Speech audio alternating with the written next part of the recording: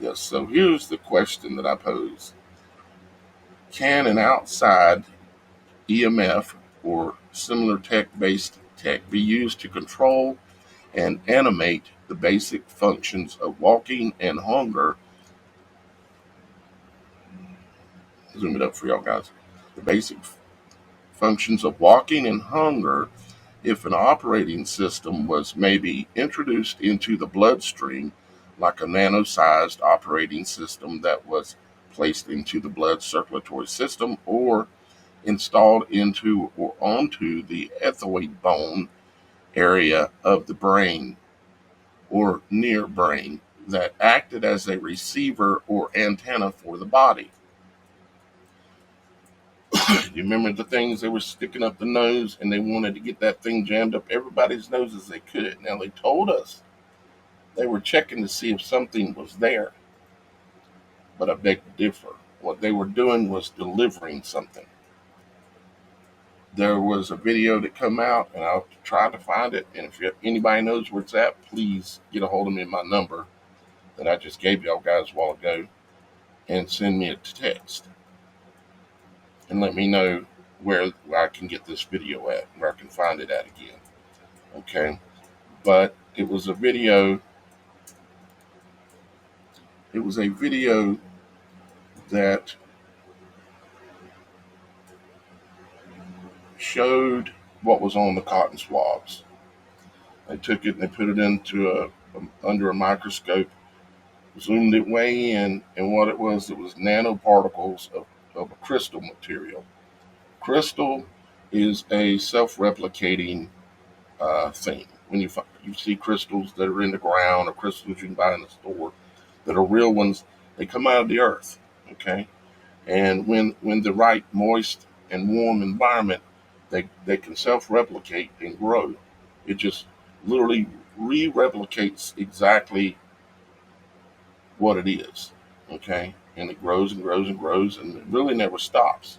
Okay, now if there were these nano-sized particles of this crystalline material, now you got to understand that most of your radios, your quartz watches, and your quartz radios, your old radios and everything, they all had a piece of crystal in them because it was the antenna. It was how the communication, the reception of the EMF, the frequency wave, was being received. Hopefully everybody understands that. Okay? So here was the answer that the AI gave me. But I'm only asking the question to that to just to see what it says in these scenarios. Because I already know the answer. But let's see what it said. It said, yes,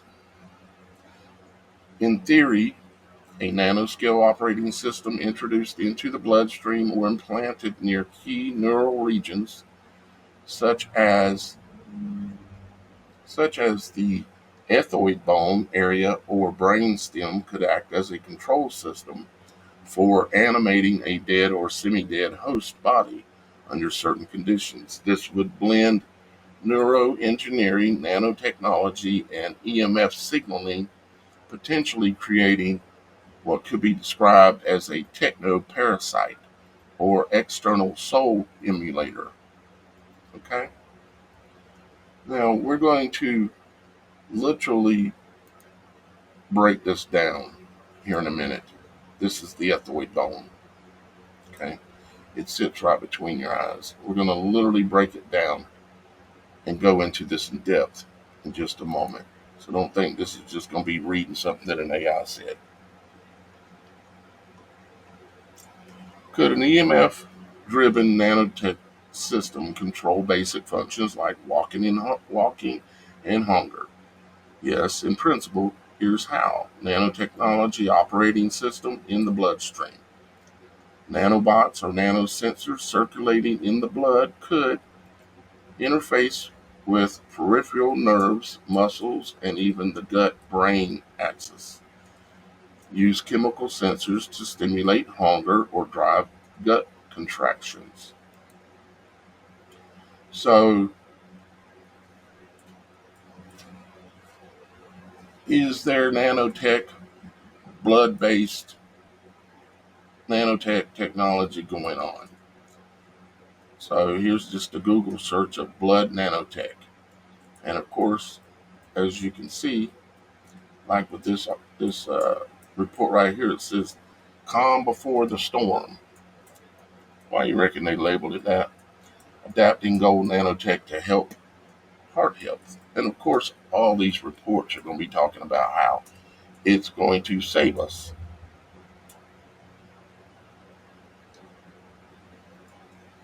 So you can see there's numerous ones like magnetic nanotech removes inflammatory triggers from blood.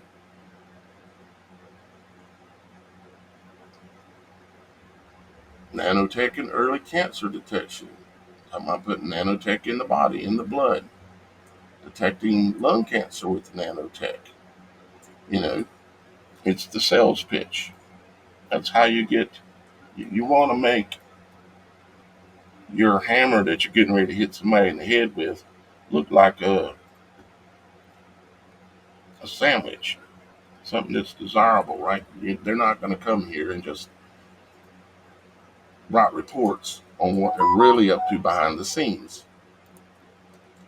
So let's talk about antenna implant near the ethmoid bone, and the ethmoid bone is absolute key here. If you took a pencil or a Q-tip and you stuck it up your nose as far back as you could get it to go, when it stops, guess what it's going to be touching? The ethmoid bone.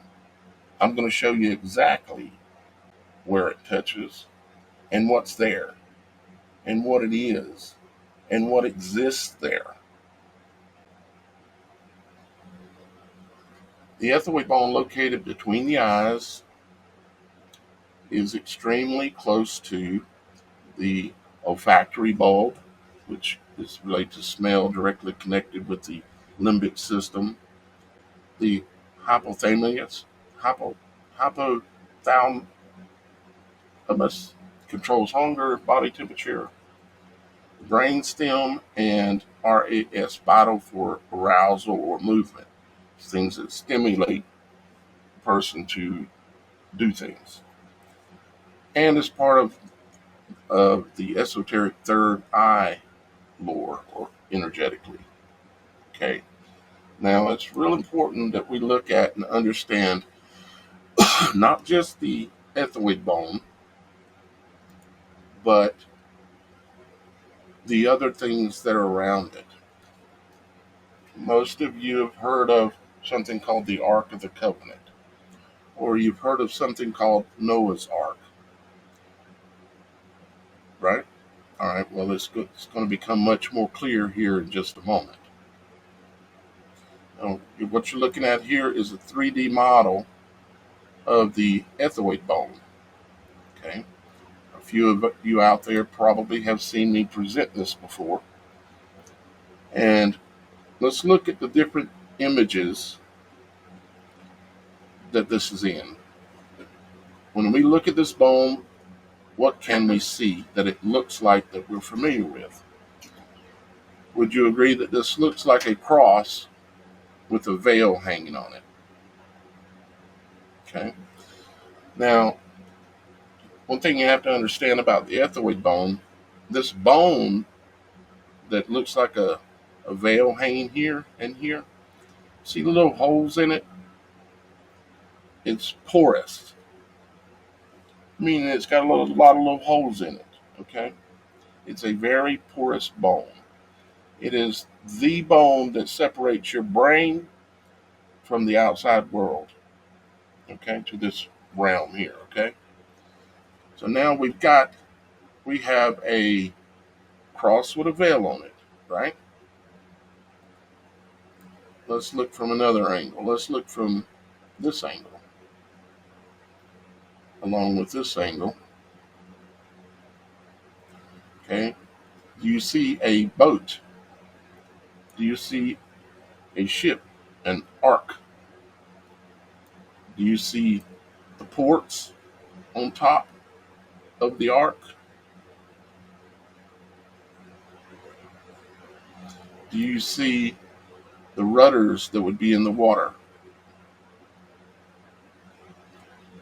And you could say that these are sails on the main mast of a boat. You could look at it and see that as well. Now, when you look at this, you have to understand this is positioned in your head, which I'm going to show you an example of here in just a minute, so it will become real clear. But it's positioned exactly between your eyes. If you run your finger up your nose to where it stops, whoop, that's the ethmoid bone. It's right behind that cartilage right there. Okay? It sits directly between the two eyes, the two liars, the two thieves. Remember when it talked about Christ being crucified, he had two liars, two thieves on each side of him? That's your eyes symbolically.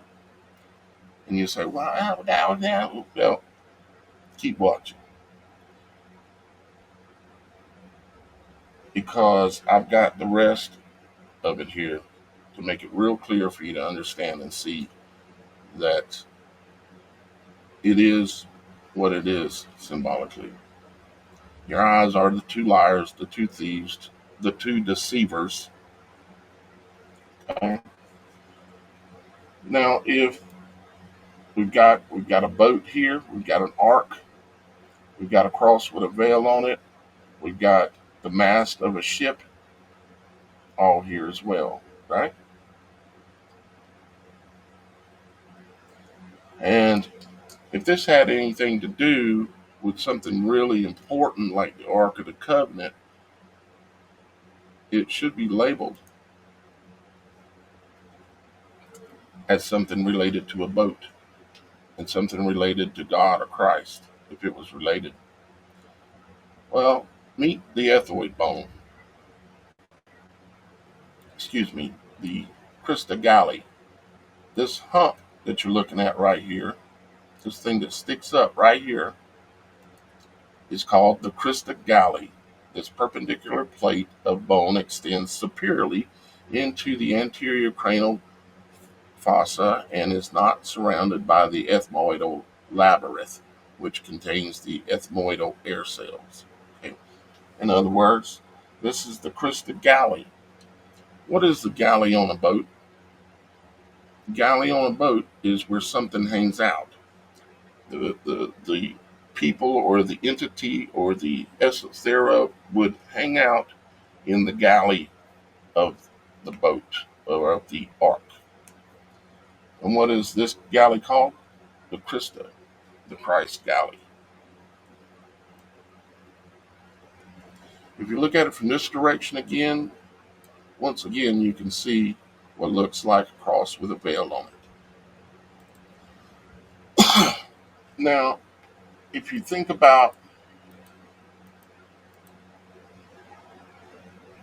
the Ark of the Covenant, or excuse me, yeah, the Ark of the Covenant.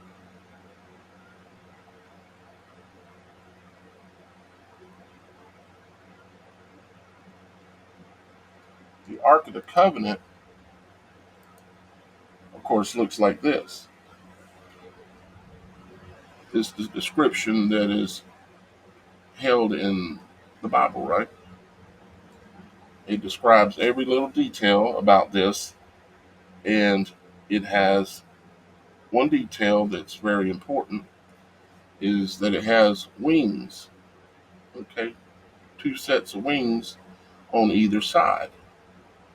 So if this was actually something related to that, if it was the ark within you, the place where God resides within us all, if it was that, but where's the wings? Well, you could say, well, maybe those the things that look like the veil are the wings, or maybe you could. Well, let me introduce you to the wings. This is called the sphenoid bone, as you can see right here. The sphenoid bone. Okay? And I'll show you where this and how this connects with the ethmoid bone. The ethmoid bone and it sit directly together. This are your wings. This is the butterfly that exists within your forehead.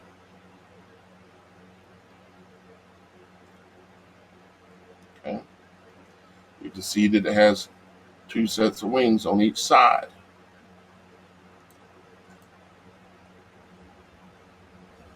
So if you wanted to take over a human body, these would be the locations that you would want to get to. And happens to be, let me let this play a little bit. It happens to be that the butterfly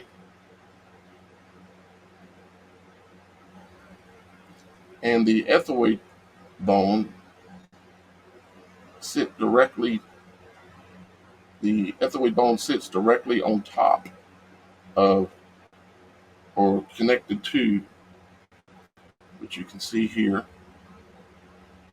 I'm going to stop in a second where you can see it. Okay. Here is the crista galli sticking up right there, and this is the ethmoid bone right here. Same thing we were just looking at, just designed by a different person who drew it. Here is the sphenoid bone right back here. You'll see when I play it, they plug directly together inside your skull, right behind your eyes.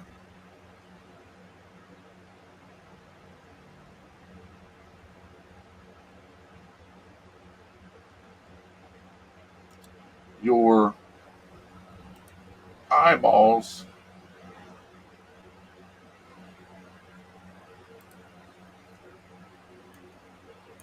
actually sit right inside these sockets right here. This is the orbital part of the orbital area that your eyeball sits inside of. So your eye is sitting here, your other eye is sitting over here.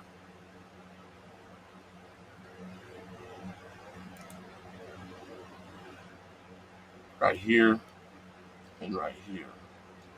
And the ethmoid bone, the arc within you, sits right in here. It connects right in here. So therefore,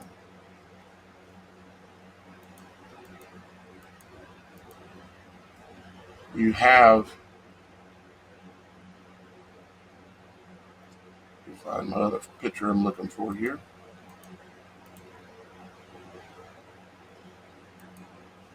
You have the symbolism for the Ark of the Covenant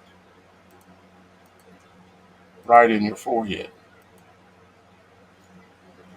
And it also just happens to be that Mr. T recently had, or maybe still does, I don't know, a symbolic example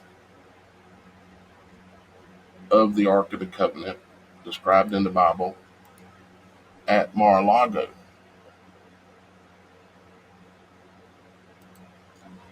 Here is a recreation of Noah's Ark in Kentucky in the United States.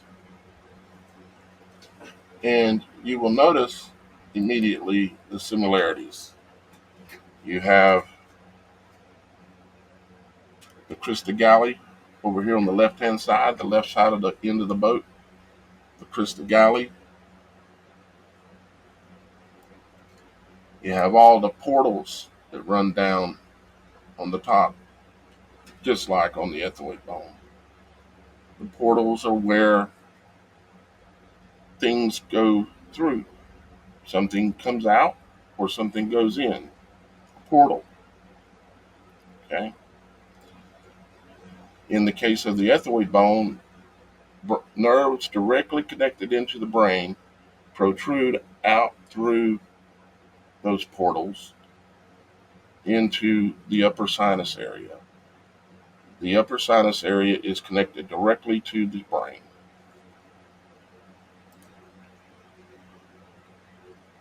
Now, if that doesn't look like that, symbolically, very similarly, and then you take into account that you've got the wings or the cells right here that it connects to in the human head.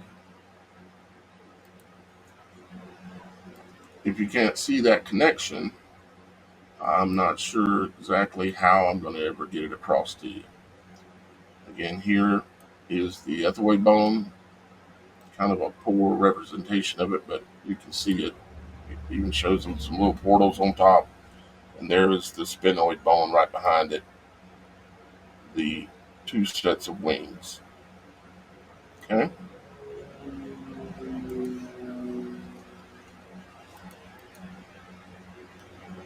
Let's see, what have I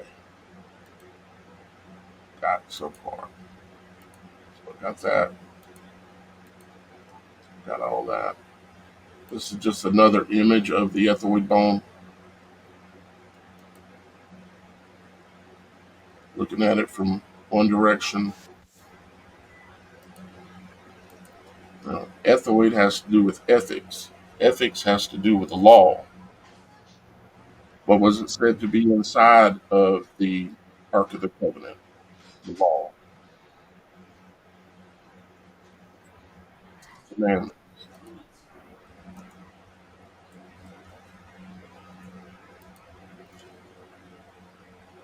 And we all know what's right from wrong, don't we?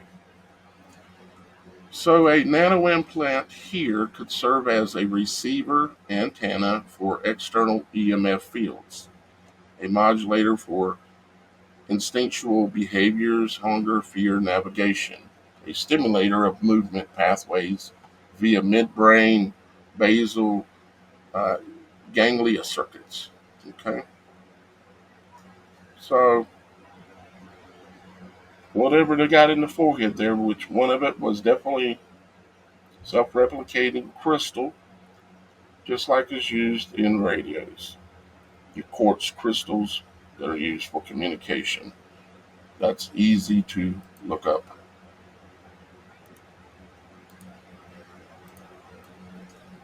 Matter of fact, I'll do it real quick.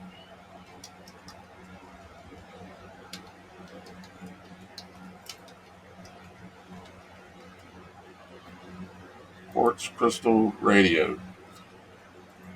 Crystal radios are the simplest type of radio receiver and can be made with a few inexpensive parts, such as a wire and an antenna and a coil of wire and a capacitor and a piece of crystal.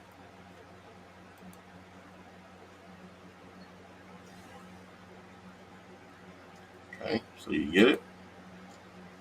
Right here between your eyes is where inside of our bodies, as well, the ethmoid bone itself is where other animals like birds, animals that migrate, okay? The ethmoid bone is what allows them to know where to migrate to and how to get back.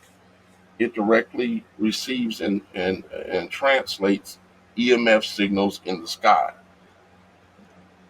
It can see the matrix. Okay? And this is not a theory of mine. I'll show you some stuff on it here in just a moment. So, self-replicating crystal. Self-replicating crystals, while not living in the traditional biological sense, are fascinating systems. It says crystals as information carriers. Some crystals can store information in the arrangement of their uh, constituent modules or in the presence of defects within their structure. Crystals grow by adding layers of molecules, effectively copying the existing pattern or defect.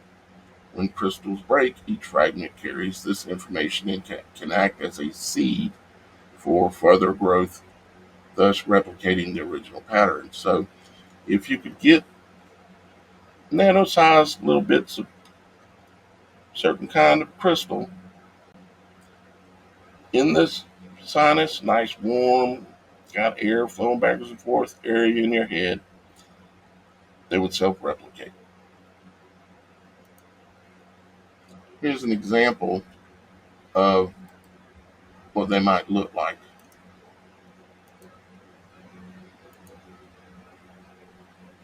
Okay. Imagine that. It looked like the pyramids of Giza. That Yeah, was, they look a whole lot like them other things, don't they? yeah, amazing, ain't it? And what was the pyramids of Giza coated in? Limestone, wasn't it? Well, they had limestone, but on top of the limestone was calcite crystal. Yeah. It's a clear crystal. Energy frequency crystals there are. Huh? Calcite and quartz Mm-hmm. and hold more energy than most. Communication. Mm-hmm. We've done whole shows about the pyramids and how what they were. They were communication devices for the entire world, WHIRLED world. Okay. Ethioid bone function in bird migration. In some migratory birds, the ethioid bone plays a role in magnetoreception, the ability to sense the Earth's magnetic field. Specifically, deposits in biological magnetite within the ethioid bone allows birds, so they have magnetite in their beaks, in their right behind their beaks, right there where their ethioid bone is at. Side note: smallest bird, biggest magnetic hummingbird. A hummingbird from year to year will visit every single exact flower that it visited the year before. All right. Yep. And it's all by remembering the matrix. It's all about frequency, EMF, and the natural flows of energy that flows in the skies, and they all cross and have nodal points. At a nodal point uh, is where you'll find stars in the heavens, and on the lower level, the nodal points is where you'll find Starlink satellites. They Once they can get them into the nodal point, they will continue on that path and stay on that node as the energy rotates. For those of you that don't believe that they can make something stay in the sky and that they have to have a balloon, unfortunately, they can. And it's because it's a nodal point. It's just like with cymatics, when you take a bunch of sand and you put it on like the top of a piece of whatever, and you broadcast a sound underneath it, and you change the tone from different frequencies, and it changes all these different shapes. You can't make that piece of grain of sand stay where you want it to stay. When you change that frequency, it's going to get on the nodal point, and it will stay on that nodal point against the laws of gravity, which gravity ain't a law, actually. That's a whole nother show. But the point is that magnetoreception, magneto, like magneto infection. Remember how things were sticking to people's foreheads? How did they get something that was magnetic in their foreheads?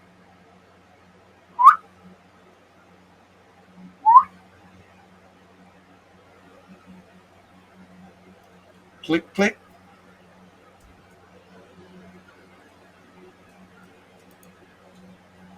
All right. So, in a basic, simple way, I've shown you how the description of the Ark of the Covenant exists within you, right between your eyes. I could go further in depth on that, but I have actually in previous shows and videos on the channel. This is my reason why I've got this up. Is my question is why does Mr. T have this so-called replica of something that is in us that controls the body, that controls our ability to sense and communicate with the world around us. Why does he have one at Mar-a-Lago? Now, C. EMF, electromagnetic fields, stimulation to animate motion. External EMFs, or ELF waves, pulsed microwave and magnetics, can trigger central pattern generators, CPGs, central pattern generators in the spinal cord that control walking and grasping. Stimulate the vagal nerve or enteric nervous system, creating hunger signals. It's basic needs. The whole top part of your brain, all the lobes up here, are not needed in order to go.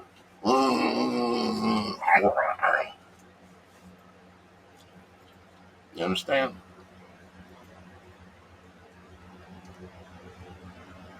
Synchronize with the nanotech operating system, turning the body into a programmable puppet. Think of it as a neuromechanical possession platform, replacing volitional with the programmable control. This region could serve as a neuro receiver bridge, both for biological circuits, instinct, motor control, energetic circuits, meaning etherical fields, the matrix, the frequency that exists naturally in our world, WHRLE, the whirling of the matrix that exists around us that we exist inside of. We don't exist on the outside of the ball.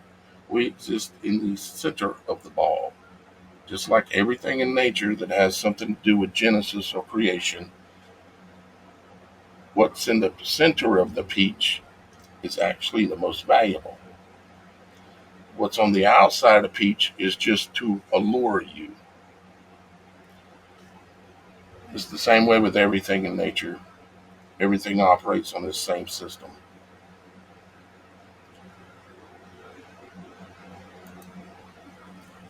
This is already demonstrated in lab rats and insects by DARPA, MIT, and others. They've controlled insect flight with EMF neutral implants, neural implants,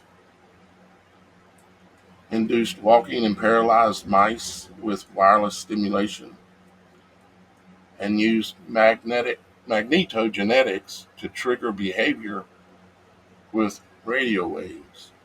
So controlling the empty host body's behavior with radio waves. Think of the movie Zelle.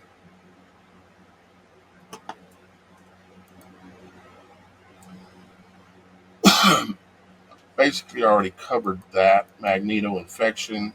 It's where when somehow something magnetic more than normal got in somebody's forehead. And it just so happens they have a cartoon character based on Magneto. And what does he control? Magnetics, of course. Why the ethmoid bone area is so significant? Because it's near the olfactory bulb, hypothalamus, limbic system, and basal ganglia. Those are all the things that control basic function within the body: heartbeat, breathing, walking, grasping, hunger, zombie. Esoterically, it's considered the gateway of the third eye, or the penile access and subtle sensing. You're taking over the area that is one of the most important realms in the human body. It's the crystal galley, where the spark hangs out. Electromagnetic sensitivity, the thin skull area and rich nervous junction, is ideal for an antenna region. Like I said, the ethmoid bone is a porous bone. It is the most porous bone in the entire body. In Egyptian times, they would take a reed and they would stick it up the sinuses and knock a hole in the ethmoid bone in order to turn the person into a zombie. They would then just mindlessly not question anything and just follow orders. Think I'm kidding? Look it up.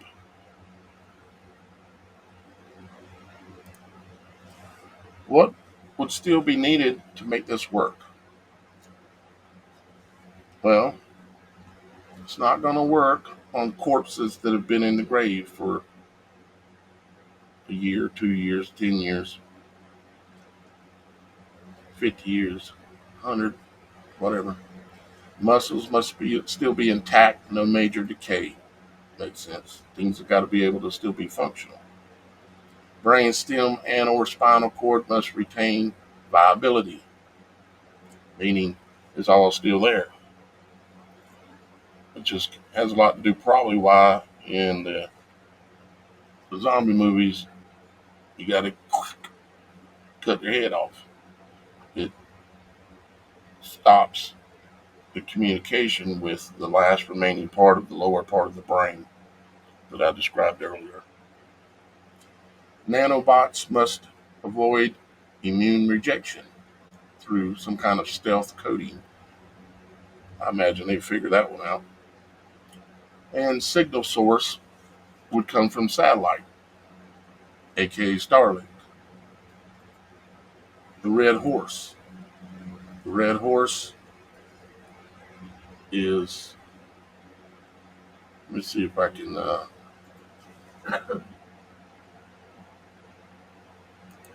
I want to read it to you again. I want you to know what the words say. And it's fascinating that it's there and it says it. So let's look at it.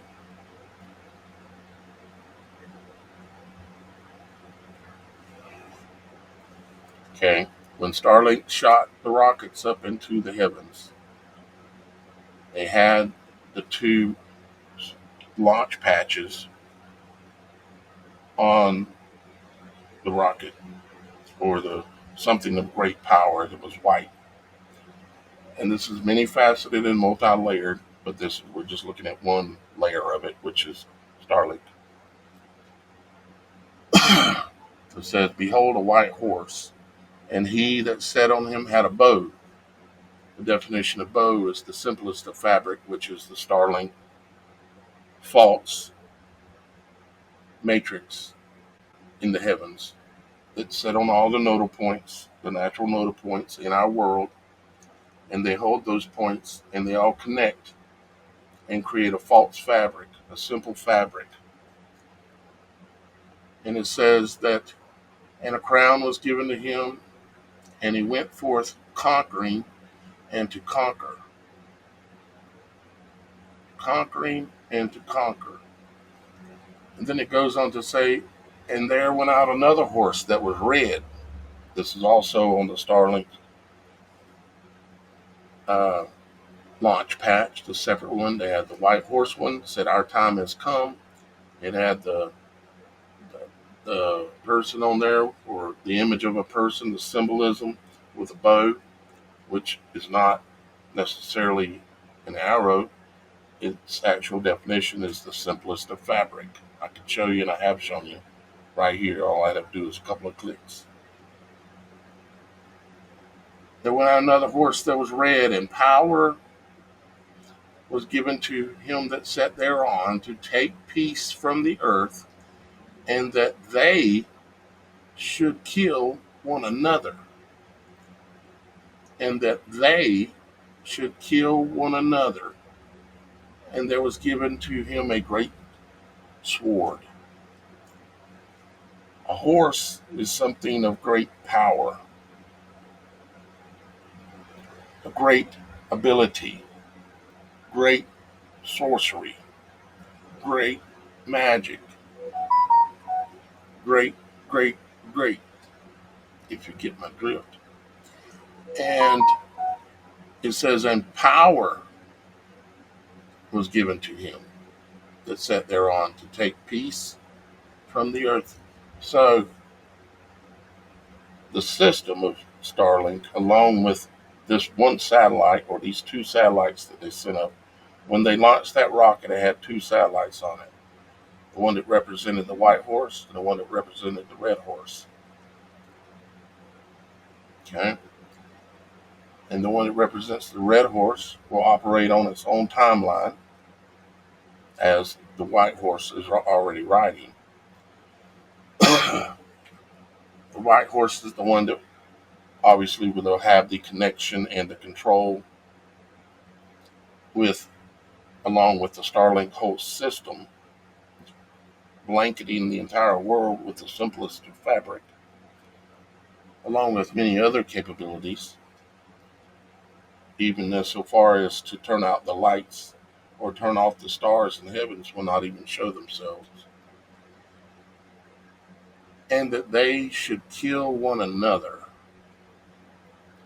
So it's saying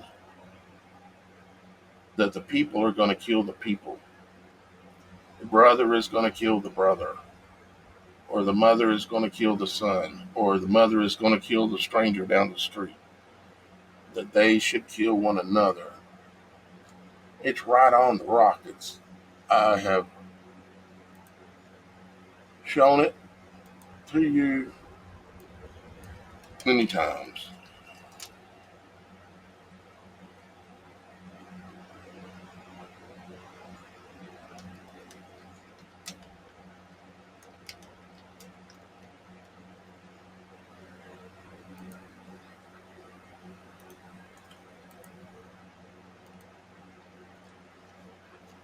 These are the Starlink SpaceX launch patches for those two satellites, for that one rocket that went up. Here you have your white horse with the crown and a bow. It's called NRO-129 if you want to pull this up on your own. You could just Google NRO-129 and you'll find it. Here's your red horse. It has a sword. Got swords down here. It says, our time has come. And they launched it on the rockets.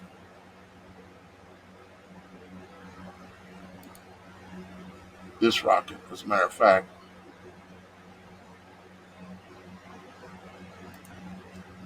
I was looking to see if I see the actual image here again, where it's on the rocket. I showed it very recently ago, showing it on the actual rocket before it launched. The rocket is something that carries something, a payload, just like a horse does. Let's see if it comes up under this one. NROL, let's say 127, 129. NRL dash 120, excuse me, what am I doing? Dash 129. Part typing. There's your rocket right there. There's your image of it on the rocket.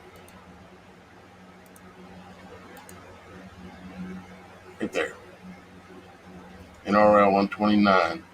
Our time has come, the white horse and the red horse of the apocalypse. I guess they were kidding. You reckon? Guess they were kidding. So this is all tied to why we're looking up fantasy zombies today, as to what might be going on with that and how it would all work. Well, you gave me the show topic for today.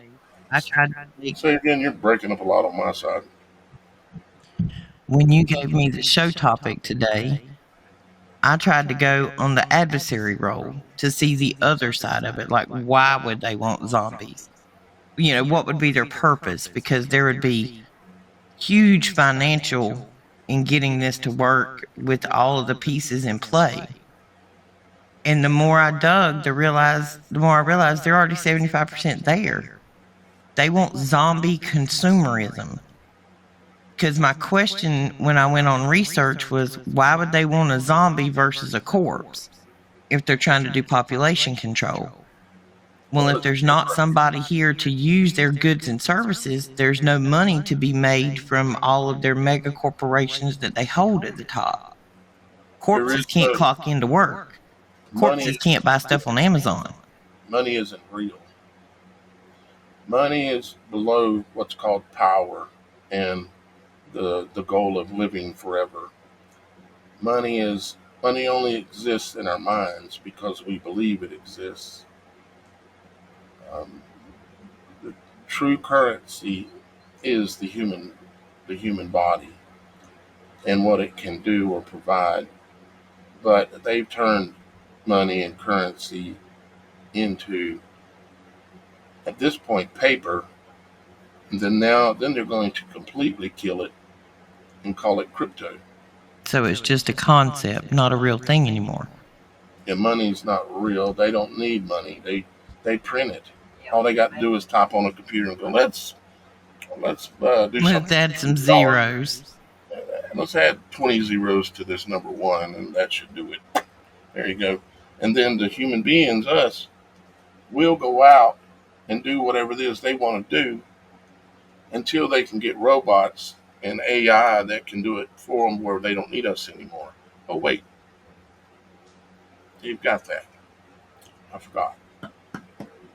Oh, Elon, he's doing all of it. He's a superhero. There's a lot at play. They're after your soul. Yeah, That's not for dramatic effect either. They're after your soul. yeah, they are. I can only look at the whole big picture, and it looks to me they are trapped here. There is no escape for them, and we come and go. They're trapped here. They're mad. They're wroth. Like, you ever wondered whose Rothschild is? Well, in the Bible, the first person to get wroth was Cain. He was wroth with God, is what it says. And that's why Rothschild is called Rothschild, because they're red faced, they're mad with God. And they want to be God. They're trying to live forever. And because they can't escape here, they want to build themselves a way to stop having to die. And for them, they're reincarnated and come right back. For us, we don't necessarily do that kind of thing. We can come and go maybe, but it's not like them. They're just trapped here. That's just my belief, my opinion, guys. So a couple more slides here. Could this reproduce a zombie-like body? Well, it says yes. In scientific but dystopian terms, this could theoretically produce a semi-mobile human corpse with no awareness, but capable of walking, grasping, tracking targets, expressing basic instincts like hunger, like behaviors, reacting to external cues through programmed reflexes. See, when you're in control of the basic systems, go here, walk this way, go north, go wherever, and you can control that literally through the airwaves, through the frequencies. That's what the white horse and the red horse that they put in the skies are doing. You want to see zombies? Go look in a major metropolis area with everybody but a cell phone in their hand, looking down, just blah blah blah blah, staring at that Yeah, phone. yeah, they're already there basically, but there comes a time when they want to knock population down. Remember, I showed you Deagle.com and which I could easily do again right now. Let's see. I think I've got it right here.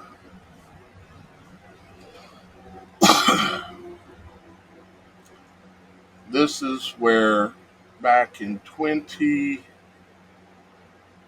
let's see, it was about 2013,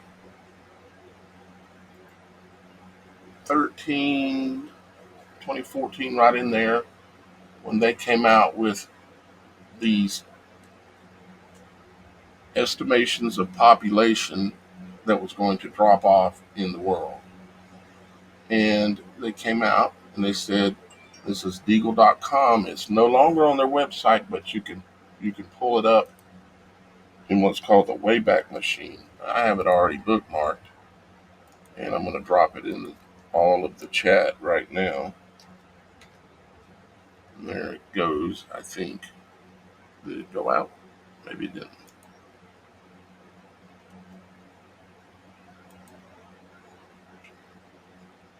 Why is that not going out?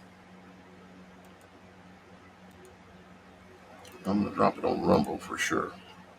Let's see if it works now. Still not going out. I don't know what's going on there.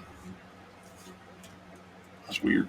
Anyways, um, let's take a look. I've shown this before, and some of you have seen this information before.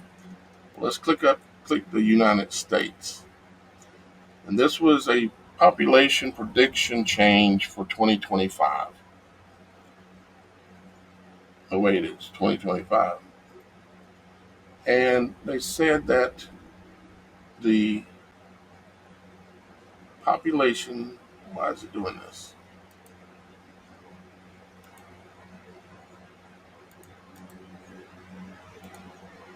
Let me reload the page and see if it loads better.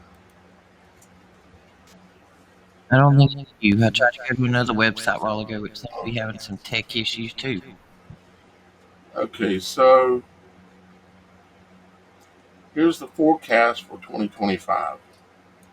I'm going to roll that up some so you guys can see it. It says in this year, by the end of this year, we're going to lose 65 million people in the United States. Or, yeah, we're going down, we're going to lose 65 million. So that there's supposedly about 319 million or somewhere in there. So we're going to lose about a quarter of the population, according to the Deagle.com, the military contractor. And I